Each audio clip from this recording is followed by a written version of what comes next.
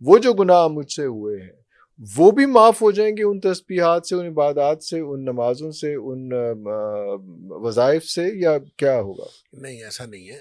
دیکھیں یہ بتایا نہیں جاتا. میں عرض کرتا ہوں گناہ جو معاف ہوتے ہیں نا وہ صرف صغیرہ گناہ معاف ہوتے صغیرہ گناہ معاف. ہیں. اور صغیرہ گناہ وہ ہوتا ہے جس کی نہ تو کوئی تلافی کی ضرورت ہو اور نہ ہی اس کی کوئی سزا شریعت نے مقرر کی ہو اور نہ ہی نبی پاک صلی اللہ علیہ وسلم نے کوئی اس کی وعید بیان کی ہو. اللہ اکبر. وہ گناہ ہے لیکن کوئی اس کے اوپر سزا مقرر نہیں ہے، کوئی وعید بھی نہیں آئی، کوئی حد مقرر نہیں ہے اس کوئی حد بھی مقرر نہیں ہے، وعید بھی نہیں آئی وعید کہ بھی نہیں یہ آئی. ایسے لوگ جو ہیں جہنم میں چلے جائیں گے، یہ ایسے لوگوں کو بہت سخت، یا نبی پاک صلی اللہ علیہ وسلم نے ناراضگی کا اظہار بھی نہیں کیا. تو چھوٹے چھوٹے گناہ ہیں، یہ صغیرہ گناہ ہوتے ہیں. تو صغیرہ گناہ جو انسان سے ہوتے ہیں اس کے معاف کرنے کا اللہ نے سسٹم بنایا ہوا ہے. اور اس کی وجہ یہ ہے کہ اللہ تعالیٰ نے سورہ نساء میں بھی اور سورہ نجم میں بھی 2 جگہ اللہ کریم نے فرمایا ہے کہ بڑے گناہوں سے تم بچ جاؤ، چھوٹے گناہ ہم تمہارے ویسے ہی معاف کرتے ہیں. اللہ اکبر. اور بڑے گناہوں سے بچنا ضروری ہے. ضروری ہے. ان تجتنبوا کبائر ما، یعنی جو بڑے بڑے گناہ ہیں گناہ ان سے بچو.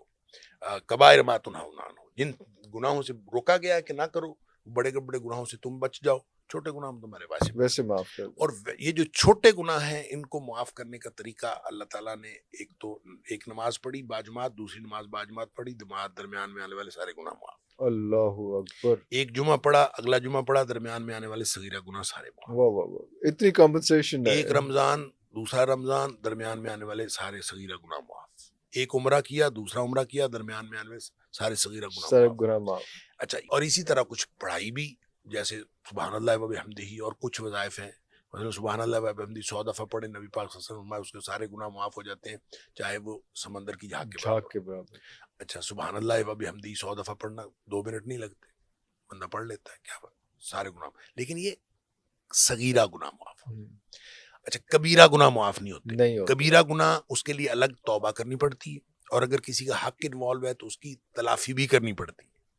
ٹھیک ہے، صرف توبہ سے نہیں، صرف کام توبہ سے چلے نہیں، ارے ساتھ تلافی بھی ہے. لیکن ایکسیپشنل کیسز ہو سکتے ہیں، قانون یہی ہے. ایکسیپشنل کیسز میں اس لیے کہہ رہا ہوں کہ مثلا 99 افراد کے قاتل کی بات آتی ہے حدیث میں، کہ اس نے 99 لوگوں کو قتل کیا تھا، پھر اس نے 100ویں بندے کو بھی قتل کر دیا، تو وہ اس شخص کی بعد میں مغفرت ہو گئی. اللہ کے رسول صلی اللہ علیہ وسلم اس کی مغفرت، بخاری شریف کے اندر حدیث ہے، اس کی مغفرت ہو گئی. اب ظاہر ہے جس نے قتل کیا اس سے بڑا حق کسی کا لینا اور کیا ہو سکتا ہے، لیکن اللہ تعالیٰ اس کو معاف کر دیا. تو اس طرح کی جو احادیث ہیں وہ یہ نہیں بتاتی کہ قانون چینج ہو جاتا ہے، وہ ایکسیپشنل کیسز ہیں. اللہ تعالیٰ